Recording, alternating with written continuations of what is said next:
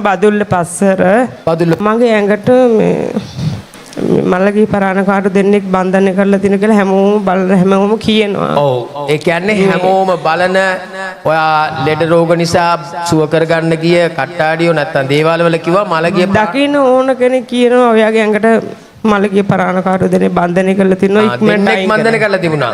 ඔව් ඉතින් ඒකේ නිදහස් වෙන්න මොනාරි කරාද? නෑ මම මුකුත් කරන්න ගියේ නෑ පළවෙනි වතාවට මේ ආවේ මගේ සහෝදරිය තමයි මාව මෙතෙන්ට එක්කන් ආවේ. දැන් ඒ අමාරු කමෙන් වාට ලැබිච්ච සුවය දැන් නම් ඇඟට සුවය ලැබෙන හැම වෙලාවම මේ ඇඟට පණ නැහැ කරන්න යන වැඩ දැන් මොකද්ද තේරෙන්නේ?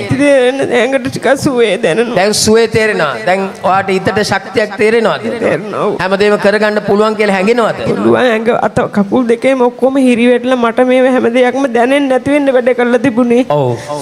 අවුරුදු කීයක් තිස්සේ ඔය වේදනාවේ දුක් විඳලාද?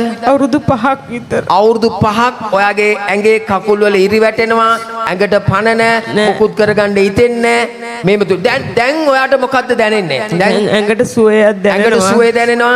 හැමදේම කරගන්න පුළුවන් කියලා හිතෙනවද? හිතනවා. ශක්තියක් තියෙනවද? මේ සුවේ කවුද ඔයාට දුන්නේ? යේසුස් පියාණන් වහන්සේ මට මේ සුවේ ලබා දුන්නේ. යේසුස් පියාණන් වහන්සේ ඔයාට මේ සුවේ ලබා දුන්නේ. ඔව්. ඔයාට මේකට වියදම් කරන්න වුණාද? නැහැ. නැහැ. කොච්චර වෙලාවක් ගියාද සුව වෙන්න? කොහොමද පැය භාගයක්වත් ගියේ නැහනේ. පැය භාගයක්වත් ගියේ නැහැ. එච්චර වෙලා කොහොමද ගියේ නැහැ.